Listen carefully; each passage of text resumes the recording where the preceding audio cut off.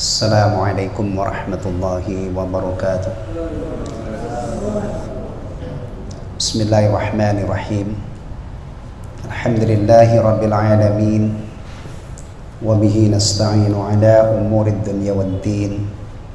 Wassalatu wassalamu ala sayyidil anbiya'i wal mursalin, nabiyyina Muhammadin al-mab'uthi rahmatan lil alamin wa hujjatan 'alal khalaiqi ajma'in wa ala alihi wa azwajihi wa dhurriyyatihi wa sahabatihi wa man tabi'ahum bi ihsanin ila yaumiddin. Amma ba'd. Ikhwatal iman, saudaraku seiman seislam yang saya cintai karena Allah. Alhamdulillah, kita diberi kesempatan oleh Allah untuk bertemu kembali di majelis ini, majelis yang kita adakan khusus untuk mengkaji tafsir juz amma.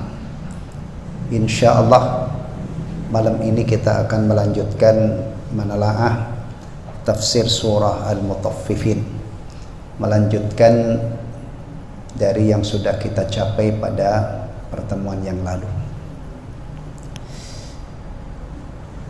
Kegiatan kita ini kelihatannya sederhana, atau bukan kelihatannya, memang sangat-sangat sederhana. Tapi kita berharap dari majelis kecil-kecilan ini, sederhana ini, semoga tetap istimewa ya. Kita berharap karena pertama tempatnya tempat istimewa. Ini harus selalu kita promosikan secara masif bahwa masjid itu adalah tempat yang istimewa. Di dalamnya tersimpan sekian banyak fadail, ganjaran-ganjaran yang sangat besar ya. Tempat yang paling dicintai oleh Allah di muka bumi ini. Tempat yang apabila seseorang itu hatinya tertaut di masjid, nah, maka dia akan masuk dalam salah satu dari 7 golongan yang kelak akan mendapatkan naungan di hari kiamat ya. Baik, dan yang kita kaji adalah Al-Quranul Karim. Ketika Al-Quran berpadu dengan masjid, nah, ini akan menjadi majelis yang sangat istimewa ya. Insyaallah mudah-mudahan kita mendapatkan ketenangan, kita mendapatkan rahmat ya. Kita majelis ini dikerumuni oleh para malaikat dan dibangga-banggakan oleh Allah yang hadir di kalangan malaikat yang ada di hadapannya. Dan juga kita lakukan ini sebagai kewajiban kita terhadap Al-Quranul Karim untuk menghindari celaan dan kecaman Allah. Allah mencela, Allah mengecam orang-orang yang tidak mau meluangkan waktu untuk mempelajari Al-Quran, tidak mau merenungkan ayat-ayat Al-Quran. Afala yatadabbaruna al-Quran am ala qulubin aqfaluha. Mengapa mereka itu tidak mau mentadabburi Al-Quran, atau hati mereka terkunci? Ini celaan, kecaman Allah Subhanahu wa taala kepada orang-orang yang tidak mau meluangkan waktu untuk mengkaji, mentadabburi Al-Quranul Karim. Juga ada kebutuhan yang lain. Badan kita ini tidak hanya fisik, tapi kita punya hati yang harus kita jaga. Badannya sehat, hatinya mati, na'udzubillah min dzalik. Umurnya panjang, duitnya banyak lagi. Bayangin, badannya sehat ya, hatinya mati, umurnya panjang, duitnya banyak.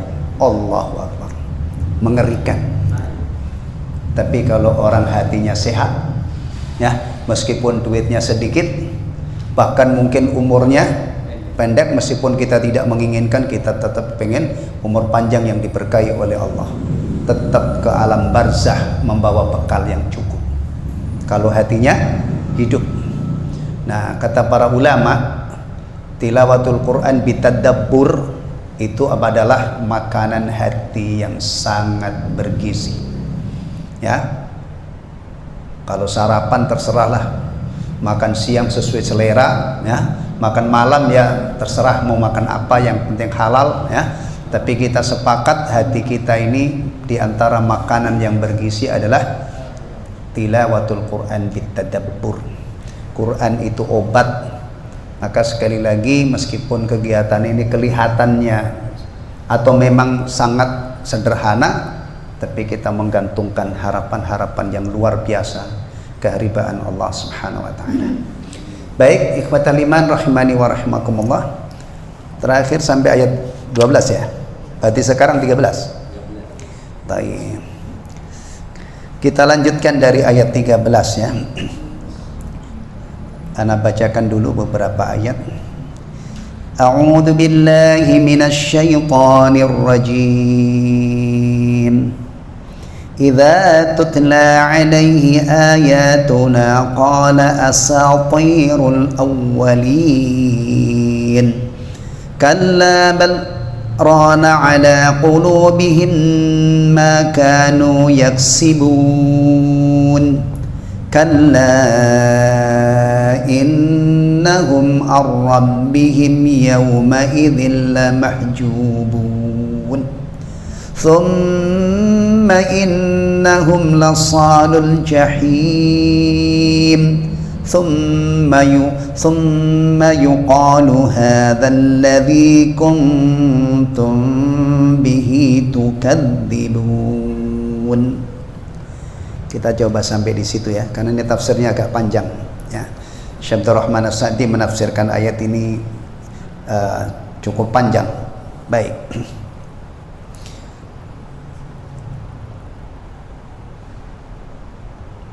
Idza tutla 'alaihi ayatuna qala asatirul awwalin. Firman Allah Ta'ala, idza tutla 'alaihi ayatuna, yang apabila dibacakan kepadanya ayat-ayat kami, qala asatirul awwalin, dia mengatakan itu adalah dongengan orang-orang yang dahulu. Baik. Qala Syekh Abdul Rahman As-Sa'di rahimahullah, dari ayat sebelumnya ya, wa ma yukadzibu bihi illa kullu mu'tadin athim. Ada kaitannya dengan situ. Dan tidak ada yang mendustakan hari pembalasan melainkan setiap orang yang melampaui batas. Ya. Ada maharimillah, atas hal-hal yang diharamkan Allah. Melampaui batas itu prakteknya ya. Orang melanggar atau melakukan hal-hal yang diharamkan oleh Allah. Mestinya ya, hal yang haram itu jangan dilakukan. Kalau makanan ya jangan dimakan, kalau minuman jangan diminum. Mestinya seorang hamba itu waqafan inda hududillah, taat patuh pada batasan-batasan yang ditetapkan oleh Allah. Ini yang membuat orang hamba itu nanti kembali ke haribaan Allah aman. Tapi kalau dia melampaui batas, ya, apalagi dia melampaui batas, yakni melanggar hal-hal yang diharamkan oleh Allah. Coba ingat-ingat ya, orang itu kalau melanggar yang diharamkan, ada resiko apa? Ada resiko apa? Ancaman.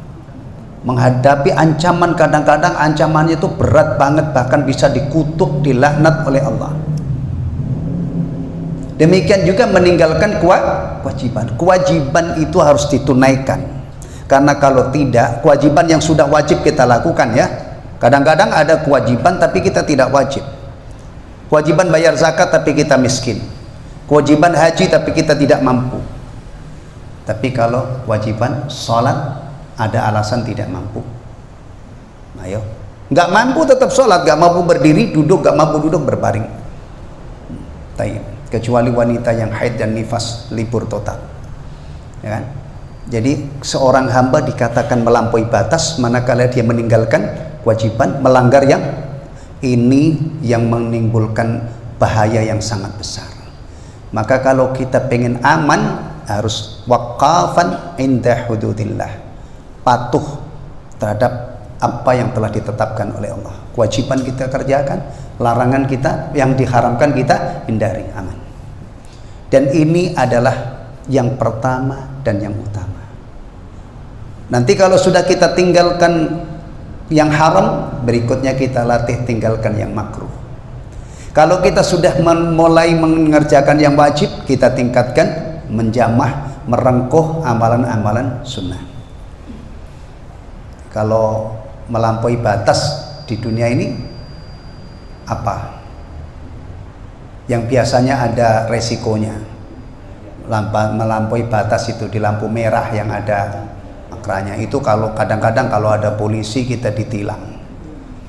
Melampaui batas tanah, kadang-kadang timbul sengketa, ya kan?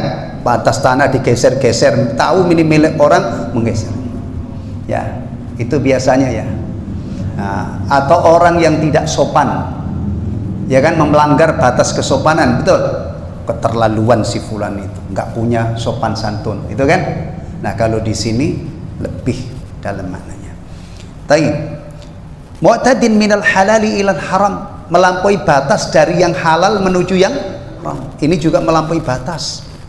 Ya Allah, mudah-mudahan ya orang-orang yang pada melampaui batas ini segera balik. Kita ngeri, ini sudah sampai level negara loh. Darurat judi online kan berarti melampaui batas. Nah, atau pada nggak tahu itu kalau judi itu haram. Masa segitunya sih? Ya, selingkuh, masya Allah. Tapi kemarin saya dapat baca berita itu ada yang sesuatu yang menggembirakan. Orang yang berzina, yang selingkuh itu nanti bisa dijerat hukum.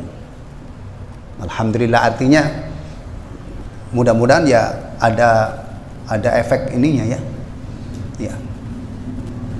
Kalau tafsirnya di sini adalah mu'tadin minal halali ilal haram, masya Allah. Darurat narkoba, ya kan? Darurat miras. Miras itu biasanya kalau pesta udah nggak standar lagi, dioplos. Kemudian ujung-ujungnya kejang-kejang mati. Ini kadang-kadang kita kalau nggak sedang membaca begini, ini kelihatannya hidup ini baik-baik aja ya. Iya ya.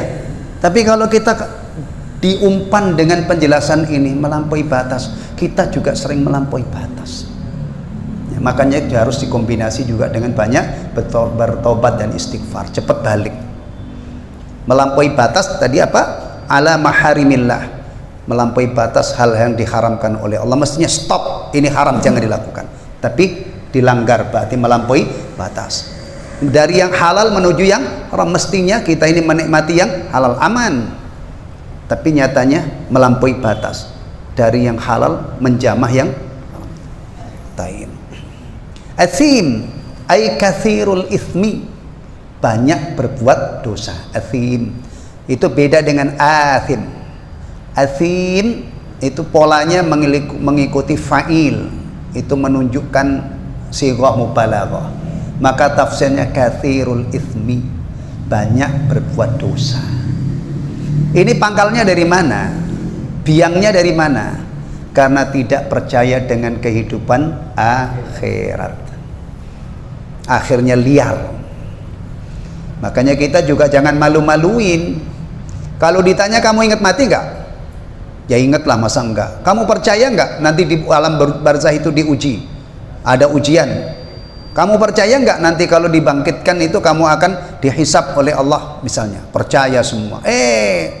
Tapi halnya, tindakannya ternyata suka melampaui batas. Sholat enggak ditegakkan, makan yang haram dimakan, minum yang haram ditenggak. Loh, katanya kamu beriman dengan kehidupan akhirat, masa coraknya begitu? Ini adalah aslinya orang yang tidak percaya dengan adanya hari pembalasan atau kehidupan akhirat. Makanya dia liar, melampaui batas, banyak berbuat dosa. Dari dulu sampai sekarang juga bisa kita bayangkan orang itu kalau nggak percaya dengan adanya akhirat. Itu kan berarti apa ya, tidak percaya ada surga dan neraka. Wajar kalau hidupnya seperti ini. Yang tidak wajar itu kalau kita orang Islam tapi halnya seperti kayak orang tidak beriman ya. Makanya sebenarnya nasihati orang mukmin itu simpel aja. Kamu yakin gak sih kalau Allah itu maha melihat, maha mendengar, mengetahui? Masa gak punya malu? Kamu yakin gak kalau amalmu itu dicatat oleh malaikat? Udah, ini aja pokok-pokok keimanan ini yang kita buat untuk memberi terapi diri kita dan juga orang-orang yang ya. Taib. Katsirul ismi, banyak dosa. Fahadha alladhi yahmiluhu udwanahu ala takdzib, maka inilah yang mendorong mereka ya untuk mendustakan. Wa yujibu lahu kibrahu raddal haq, dan menyebabkan mereka ini sombong menolak kebenaran ya. Berawal dari wailu yauma idzil lil mukadzibin alladzina yukadzibuna biyaumiddin. Kecelakaan besar nanti bagi orang-orang yang mendustakan. Mendustakan ya jemaah sekalian ya, bukan dusta ya. Kalau dusta itu beda, dusta itu berarti omongannya dusta. Itu juga qutilal kharrasun. Tapi yang dimaksud di sini mukadzib. Allah menghabarkan sesuatu, Rasulullah sallallahu alaihi wasallam menghabarkan sesuatu lalu dia tidak mau membenarkan. Itu namanya kadzdzaba yukadzibu takdzib. Isim fa'ilnya namanya mukadzib. Kalau banyak namanya mukadzibin atau mukadzibun. Ya. Berawal dari ini kecelakaannya itu enggak tanggung-tanggung. Mendustakan sampai mati, mendustakan la ilaha illallah, mendustakan bahwa Al-Quran itu kalamullah, mendustakan Muhammad itu utusan Allah, mendustakan hari akhir. Kalau ada orang mati dalam keadaan mendustakan, balasannya kekal selama-lamanya. Karena orang begini ini tidak mungkin masuk dalam golongan orang mukmin, jelas kafir. Nah, dan kalau sudah mati dalam keadaan kafir, tidak ada yang bisa menolong. Tidak mungkin. Hartanya, anak-anaknya, bahkan kalau seandainya orang itu punya anak nabi sekalipun ya tidak akan bisa menyelamatkan bapak, apalagi cuman anaknya itu orang biasa. Makanya urusan keselamatan ini harus setiap diri memikirkan bagaimana supaya kita selamat, supaya selamat. Putrinya nabi saja, putri ya, bukan hanya keturunannya, putrinya itu pernah disapa. Nanti kalau dalam, sudah lewat apa belum di Adabul Mufrad, Rasulullah menyapa putrinya, wa ya Fatimah bintu Muhammadin ankidi nafsaki minan nar fa inni la amliku laki minallahi syai'an. Ini awalnya dari jauh dulu, dari Ka'ab, Bani Ka'ab bin Lu'ay, yang jauh itu masih di atas buyutnya Nabi. Kemudian siapa lagi? Abdi Manaf, Bani Abdi Manaf, Bani Hashim, Bani Abdul Muthalib, sampai yang terakhir putrinya, wahai Fatimah putri Muhammad, putrinya sendiri, putri beliau ya radhiyallahu anha sallallahu alaihi wasallam, dicapa, selamatkan nak dirimu dari neraka. Kalau kamu tidak menyelamatkan dirimu dari neraka, saya tidak bisa nolong sedikit pun di hadapan Allah. Menyelamatkan diri dari neraka itu paling pertamalah kunci surga harus diyakini, harus ada, meyakini la ilaha illallah. Kemudian setelah itu mengabdi, menghamba, ini tadi menjalankan perintah-perintah, menjauhi larangan-larangan. Itu ya. Mau ngandelin siapa kita ini? Mau ngandelin siapa? Kalau Fatimah radhiyallahu anha putri Rasulullah sallallahu alaihi wasallam saja, Rasulullah menyatakan, kalau kamu tidak menyelamatkan dirimu dari neraka, aku nggak bisa nolong kamu sedikit pun di hadapan Allah. Taib. Ya. Walihada, oleh karena itu ini maka ada kaitannya ya. Idza tutla alaihi ayatuna, apabila dibacakan kepadanya ayat-ayat kami, ad-dallati 'alal haqq, yang menunjukkan kebenaran, wa 'ala sidqi ma jaa'a bihi rusuluh, dan menunjukkan kebenaran apa yang dibawa oleh utusan-utusannya. Kadzabaha wa anadaha, dia mendustakan dan mengingkarinya. Waqala, dan dia mengatakan, hadza asatirul awwalin, ini adalah dongengan orang-orang terdahulu. Ay min tirhatil mutaqaddimin, dongengan orang-orang terdahulu. Wa akhbaril umamil ghabirin, dan berita umat-umat yang telah lalu. Laisa min indillah, ini bukan dari sisi Allah. Ya, takabburan wa inadan, karena takabbur, karena sombong dan mengingkari. Inna lillahi wa inna ilaihi raji'un. Orang dibacakan Al-Quran, malah menurut dia ini adalah dongeng, ini bukan kalamullah. Baik, ini yang rusak apanya? Hatinya. Antum pernah makan ayam goreng terasa pahit? Antum pernah makan makanan enak-enak yang rasanya entah nggak bisa diungkapkan dengan kata-kata, gak karu-karuan, pernah nggak? Kalau saya pernah. Waktu saya qadarullah terjangkit COVID, saya belum pernah mengalami keadaan melebihi ketika COVID. Biasanya kalau demam apa itu kan cuman pahit gitu aja ya. Nanti kalau sembuh ya balik lagi, alhamdulillah. Nah, ini waktu COVID itu nggak ada yang nggak tahu, sampai air tawar aja ini rasanya bukan seperti air. Berarti yang bermasalah apa itu? Yang bermasalah apa? Ketika makanan enak, tapi ketika kita makan tidak bisa kita rasakan enaknya makanan tersebut. Berarti yang bermasalah apa? Indra pengecap kita, perasa ya. Biasanya apa itu? Lidah. Nah ini Quran itu istimewa banget, kalamullah. Tapi ketika dibacakan kepada orang ini, katanya dongengan orang-orang terdahulu. Berarti orang ini tidak sedang baik-baik saja. Ini parah, ya, parah. Tain. Wa amma man ansaf, adapun orang yang adil, yang objektif. Wa kana maqsuduhul haqqul mubin. Wa kana maqsuduhu al haqqul mubin. Dan tujuannya, maksudnya mencari kebenaran yang nyata. Fa innahu la yukadzibu biyaumiddin, maka dia tidak akan mendustakan hari kebangkitan. Bahkan untuk menetapkan hari kebangkitan itu cukup dengan akal saja sebenarnya sudah harus ada. Gimana nggak ada? Banyak urusan dunia yang nggak tuntas. Ada perampok nggak tuntas, ada pembunuh nggak tuntas, ada orang kafir, ada orang munafik, ada orang musyrik, nggak tuntas. Bahkan kadang-kadang galakan dia, kuatan dia di dunia ini. Ada orang mukmin yang rukuk, yang sujud, yang istighfar, yang baca Quran, yang menafkahkan hartanya. Kemudian setelah itu nggak ada apa-apa. Kalau benar setelah kematian itu nggak ada hari perhitungan, tidak ada hari pembalasan, omong kosong dunia ini.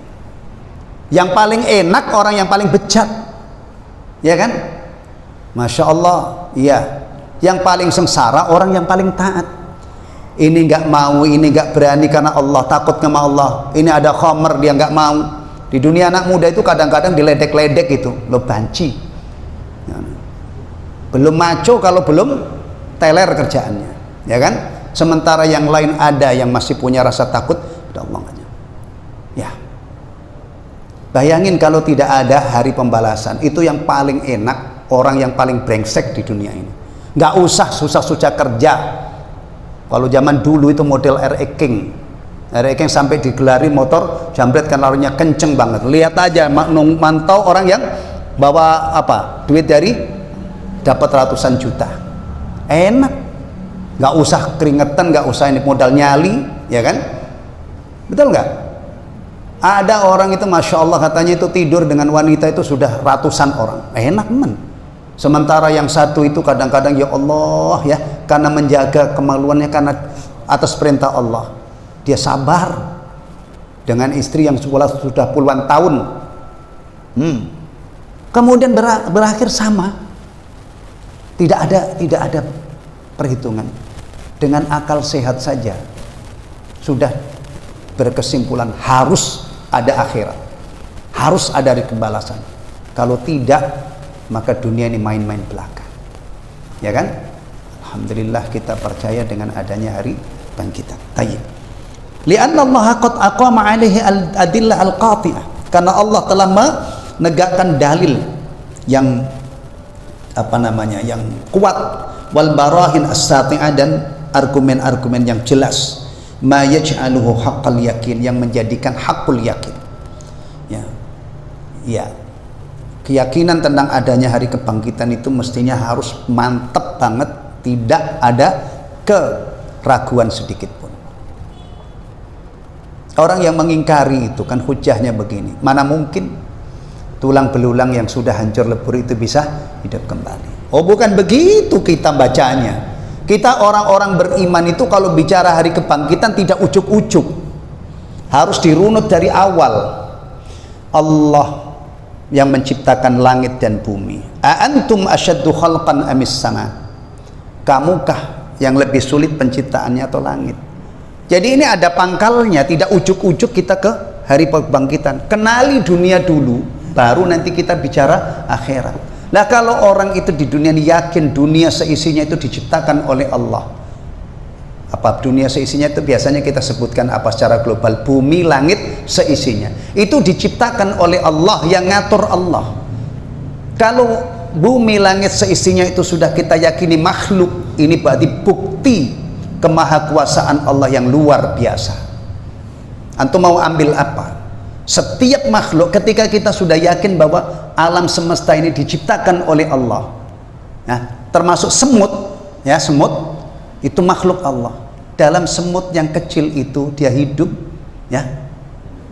kalau kita renungkan luar biasa. Kadang-kadang makhluk itu menakjubkan karena kecilnya, ya kan? Nyamuk itu wing kecil, itu usus nyamuk itu seberapa? Manusia yang kadang-kadang sombongnya setengah mati itu kadang-kadang semalam nggak bisa tidur gara-gara nyamuk wing. Semut. Apalagi kalau kita belajar biologi, itu pakai alat pembesar. Ada makhluk namanya bersel 1, protozoa ya. Itu kembang biaknya ada yang membelah sel. Allahu Akbar. Nggak usah pakai mikroskop, kita hayati yang kasat mata saja. Langit, bumi, badan kita ini, tubuh kita ada keajaiban yang luar biasa. Sampai hari ini yang bikin kita koplak gitu ya, kalau merenungkan sidik jari, guratan-guratan jempol ini itu tidak ada yang sama, padahal cuman segini. Kecuali kalau penampangnya selapangan bola gitu mungkin ya ada 1 triliun variabel, itu mungkin cuman segini. Masya Allah, berawal dari sini. Atau dari diri kita, nggak usah laut, nggak usah gunung, kita ini sebelum jadi begini ini, kalau kita baca berdasarkan Al-Quran, tadinya itu nutfah, mudghah, alaqah, kemudian lahir, wah ganteng-ganteng ini, alhamdulillah, ahsanit taqwim, dari nutfah. Kalau mimbar ini bagus, dari apa ini? Kayu jati. Kita ini tadinya nutfah, bayangin sendiri, menjijikkan, ma'im mahin. Tapi ini, dari sini Allah yang menciptakan manusia. Dari penciptaan ini sudah terpancar betapa maha kuasanya Allah, rupa-rupanya yang coba kalau orang itu yang lahir yang lahirnya tahunnya sama, rupanya sama, gimana? Ya harus pakai plat nomor. Kayak Pajero misalnya, produk tahun 2024 ya sama. Untuk membedakan ini punya Pak Yadi, ini punya yang lain, harus ada apa? Ada PPKB, harus plat nomor. Kalau enggak bisa bersengketa di jalan, mana ini nomornya, ini STNK. Alhamdulillah sampai hari ini tidak kehabisan rupa. Orang Indonesia sudah berapa ini bayi yang lahir ini tidak ada. Berarti dari sini kita melihat Allah yang maha kuasa menciptakan manusia dari nutfah, berbagai bentuk rupanya. Kemudian dia akan hidup sepanjang Allah menghidupkan. Dia pasti mati sepanjang Allah mengendaki kematiannya. Kemudian nanti Allah menghidupkan kembali. Apa susahnya? Jadi membacanya jangan dipotong, mana mungkin jasad yang sudah hancur lebur bisa hidup kembali. Bukan begitu. Allah yang menciptakan, Allah yang menghidupkan, Allah yang mematikan, nanti Allah yang. Kemudian kaitannya dengan Allah yang menghidupkan, mematikan, kita punya keyakinan sifat Allah itu permanen, tidak menyusut, tidak ada batasnya, dari permulaannya tidak ada batas akhirnya. Kalau ada orang menyanggah, nah itu kan dulu, ribuan tahun yang lalu Allah mampu mencipta, nah sekarang kan sudah, nanti dulu. Berarti Anda tidak kenal Allah yang kita yakini sebagai orang beriman. Sifat Allah itu tidak seperti manusia, sifat yang sempurna. Kalau kita nggak usah jauh-jauh, kita yang sepuh-sepuh ini bandingin dengan 30 tahun yang lalu, gimana? Hitung mundur 30 tahun yang lalu. Manusia cepet ini, Allah sempurna sifatnya. Makanya tentang adanya hari kebangkitan atau hari pembalasan ini, Allah sudah bentangkan hujah yang sangat kuat, sehingga mestinya itu sampai pada haqqul yakin. Nanti benar-benar semua manusia akan dibangkitkan, kemudian diberi balasan yang seadil-adilnya. Ini kalau dihayati ya, plus butir-butir keiman yang lain, iman yang lain, meyakini Allah Maha melihat, Allah Maha mendengar, Allah Maha mengetahui. Ada malaikat yang menjaga, yang mencatat perbuatan kita. Kemudian ke depannya kita yakin nanti berdiri di hadapan Allah. Ini insya Allah ya. Pertama taufik dari Allah, dan kedua adanya iman ini insya Allah membuat orang itu tidak melampaui batas ya, waqafan inda hududillah, patuh. Tayyib. Wasara liqulubihim mislas syamsi lil absar, dan hatinya itu akan menjadi seperti matahari bagi absar, bagi pandangannya. Bi khilafi man rana ala qalbihi kasbuhu, berbeda dengan orang yang hatinya ditutup oleh perbuatannya, wa ghatathu ma'asi, dan ditutupi oleh perbuatan-perbuatan maksiat, fa innahum mahjubun anil haq, maka dia terhalang untuk melihat kebenaran. Ini perhatikan ya, kadang-kadang kita itu bercanda begini, dosa kan tidak menimbulkan bisul ya, benar gak? Kalau dosa itu menimbulkan bisul, kita ini bisulan semua dari ujung kepala sampai telapak kaki. Kenapa? Kullu bani Adam khata'un, kita ini banyak salah. Alhamdulillah dosa itu tidak menimbulkan apa? Tidak menimbulkan bisul, juga tidak menimbulkan bau. Kalau dosa maksiat kita itu menimbulkan diri kita ini bau, kita nggak tahan duduk berdampingan. Alhamdulillah ya, bahkan kadang-kadang ada orang maksiat itu kenyang, nggak ada orang yang tahu, ditutupi oleh Allah sampai ditunggu dia merangkak-rangkak ke pintu taubat. Cuman kadang-kadang kurang ajarnya orang ini sudah nggak tahu diuntung, maksiat sudah tidak ada yang tahu, direkam, atau diceritakan bangga. Ini orang model ini itu sudah masuk dalam kategori mujaharah ya, bukan muhajarah, mujaharah. Itu tobatnya jauh, karena dia sudah bangga dengan perbuatan maksiatnya ya. Baik, mahjubun, apa lagi? Tidak menimbulkan bau, tidak menimbulkan bisul, tidak menimbulkan apa lagi, bentol-bentol ya. Tapi nanti dulu dari surah Al-Mutaffifin ini kita pun dapatkan kesimpulan maksiat itu dampaknya kepada hati. Hati itu komandan ya. Hati maksiat memang tidak menimbulkan ini, tapi menimbulkan dampak di hati. Terus noktah sauda, akhirnya gosong hatinya, diliputi oleh ron, dampak dari perbuatan maksiatnya. Hati-hati.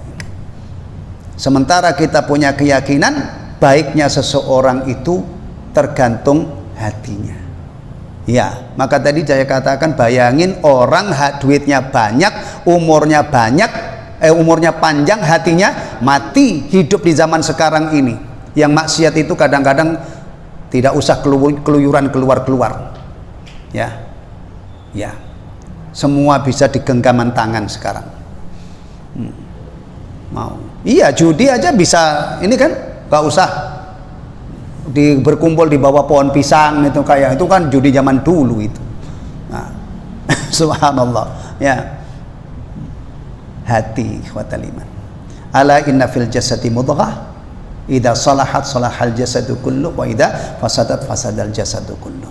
Ini keadaannya di dunia. Mahjub, terhalang, terhijab dari kebenaran. Bahkan lebih parahnya kadang-kadang orang yang hatinya begini ini melihat kebenaran itu berbalik. Yang benar dianggap salah, yang salah dianggap benar. Yang bagus dianggap buruk, yang buruk dianggap bagus. Nah, udah hatinya sudah tertutup. Nah, ini keadaannya di dunia ya. Walihada qala Syekh Abdul Rahman As-Sa'di walihada juziya ala dzalika bi an hujiba 'anillah. Oleh karena itu dia dibalas atas keadaannya itu dengan terhijab dari Allah, terhalang melihat Allah. Kama hujiba qalbuhu fid dunya an ayatillah, sebagaimana hatinya waktu dulu terhijab dari melihat, terhalang melihat ayat-ayat Allah. Balasannya orang model begini ini gak mungkin di surga, karena kalau di surga berarti nanti bisa melihat Allah subhanahu wa ta'ala. Maka balasannya sebagaimana dia di dunianya terhalang dari melihat ayat-ayat Allah, maka balasannya dia tidak mungkin menikmati nikmat yang paling besar bagi penghuni surga. Kita kalau telusuri nikmat surga itu ya, itu kita bisa mabuk. Iya, kalau kita khusus ngaji bab surga, kemudian kita simak penjelasan para ulama menjelaskan tentang pesona surga, itu kita bisa mabuk ya, mabuk, nggak mau pulang, ingat nggak lupa apa namanya, lupa anak istri. Kalau seandainya surga itu sudah ini, kita langsung ke sana gitu, nggak mau pulang. Kemana ini pada mabuk surga, dia nggak mau pulang. Masya Allah ya. Kalau dikumpul-kumpulkan ayat tentang surga, makin dahsyat, makin dahsyat. Tapi kita harus tahu bahwa nikmat terbesar bagi penduduk surga itulah ru'yatullah, melihat Allah, atau biasanya diungkapkan melihat wajah Allah ya, di surga.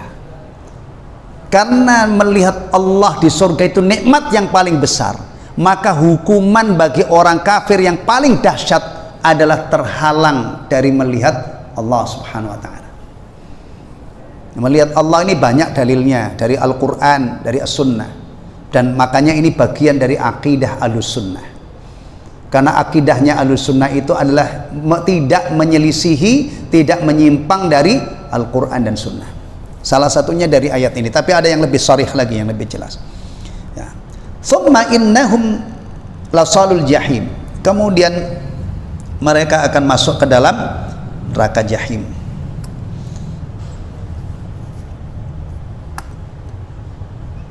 Benar-benar masuk neraka. Taib. Ma'a hadhil uqubatil balighah, di samping hukuman yang sangat berat ini ya, lasalul jahim, mereka nanti akan masuk neraka. Tsumma yuqalu lahum tawbihan wa taqri'an, kemudian dikatakan kepada mereka sebagai bentuk apa ini, celaan dan gertakan, celaan dan bentakan. Innalillah, ini luar biasa ya. Hadzal ladzi kuntum bihi tukadzibun, inilah adab yang dulu kamu dustakan. Orang kalau tidak percaya dengan adanya hari kebangkitan, mungkin nggak dia percaya dengan neraka? Ya enggak lah, neraka itu kan paling ujung, berawal dari hari kebangkitan, kemudian ada rentetan peristiwa, puncaknya adalah surga atau nah, kalau hari kebangkitannya ini sudah dianggap mustahil, orang-orang begini pasti tidak percaya dengan neraka. Bahkan dulu itu pada nantang, kalau memang ada siksa nggak usah sekarang.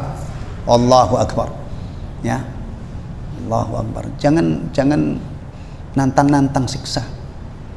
Dulu ada seorang sahabat Nabi SAW sakit parah, kurus badannya. Ditanya oleh kenapa kamu? Orang ini minta, ya Allah kalau adabnya itu minta diserahkan ke dunia. Akhirnya dinasihati oleh Nabi, jangan, kamu nggak bakalan kuat. Makanya kita itu minta doanya Rabbana atina fid dunya hasanah wa fil akhirati hasanah wa qina adzabannar. Jangan berdoa, ya Allah segerakanlah adab kalau seandainya adab akhirat di dunia ini supaya nanti saya tidak dapat adab. Enggak. Kita tidak pernah mendapatkan doa seperti itu. Justru kita minta afiah secara total. Ya. Tayyib. Ini sakitnya luar biasa. Ya. Di dunia ini kalau ada orang kecelakaan, tertimpa sesuatu, kemudian disyukurin, rasain dong. Itu gimana rasanya? Hah? Gimana? Mungkin kalau lukanya itu lecet-lecet seminggu sembuh ya, tapi dikatain orang itu, ini ada orang ugal-ugalan misalnya, jatuh berat, kemudian orang saking pada jengkel gitu kan, rasain, syukur, ya Allah. Ini kan jadi ini bermuatan apa tadi? Taubih wa takrim. Jangan sampai akhir perjalanan kita itu seperti ini. Ya. Naudzubillah min dzalik. Naudzubillah min dzalik. Ya. Fadzakara lahum thalathatu anwa'in. Fadzukira lahum thalathatu anwa'in minal adab. Di sini Allah sebutkan 3 macam adab untuk orang ini. Adabul jahim, adab neraka. Ini kadang-kadang adab neraka itu juga kita kurang pengetahuan kita sehingga hambar. Tapi kalau kita punya pengetahuan tentang adab neraka ya itu masya Allah bisa dibayangkan. Mengacu kepada penjelasan Rasulullah, penghuni neraka yang paling ringan adabnya pada hari kiamat itu seseorang di bawah lakukan telapak kakinya diteletakkan 2 bara jahanam, otaknya yang di kepala itu mendidih seperti air yang rebus. Itu seringan-ringannya dia kira itu seberat-berat adab neraka, padahal itu adalah seringan-ringannya. Ini yang kurang jemaah sekalian. Ya, kenapa kita kurang gencar berdoa Rabbana atina atau Allahumma inna nas'alukal jannah wa na'udzubika minan nar? Karena minim pengetahuan kita tentang surga. Dan informasi tentang surga itu adanya di dalam Al-Qur'an dan dalam hadis-hadis Nabi. Qala Allah, qala Rasulullah. Quran enggak dibaca, hadis-hadis Nabi tidak dibaca, ya otomatis blank. Kita tidak punya maklumat, sehingga surga itu menjadi hambar, neraka itu juga menjadi hambar, tidak ada pengaruhnya. Ya, mudah-mudahan usaha kita ini membuahkan hasil. Setidak-tidaknya setiap kita tadabbur ayat ini ingat apa yang dijelaskan di sini. Pertama adabul jahim, yang kedua adabut taubih wal laum, yaitu siksaan karena dikecam dan dicela, wa adabul hijab min rabbil alamin, dan hukuman terhalang dari melihat Allah Rabbul Alamin. Karena ini orang ini di neraka ya, di neraka. Al mutadammin li sakhatihi wa ghadabihi alaihim, yang mengandung kemurkaan Allah, kemarahan Allah dan kemurkaan Allah kepada mereka. Wa huwa a'dhamu alaihim min adzabin nar, dan ini lebih besar bagi mereka daripada azab neraka. Enggak bisa melihat Allah karena itu nikmat yang paling besar. Maka ketika orang ini tidak bisa melihat, maka ini adalah lebih parah daripada azab neraka, atau bisa dikatakan azab yang paling berat. A'adanallahu jami'an min hadhil azab, wa anwa'iha atau wa anwa'ihi. Semoga Allah Subhanahu wa taala jaga kita semua dari adab-adab ini ya, dengan segala jenisnya. Amin amin ya rabbal alamin. Alhamdulillah sampai di sini. Nanti kita lanjutkan lagi pada pertemuan yang akan datang insyaallah. Subhanakallahumma wa bihamdika asyhadu an la ilaha illa anta astaghfiruka wa atubu ilaik. Assalamualaikum warahmatullahi wabarakatuh.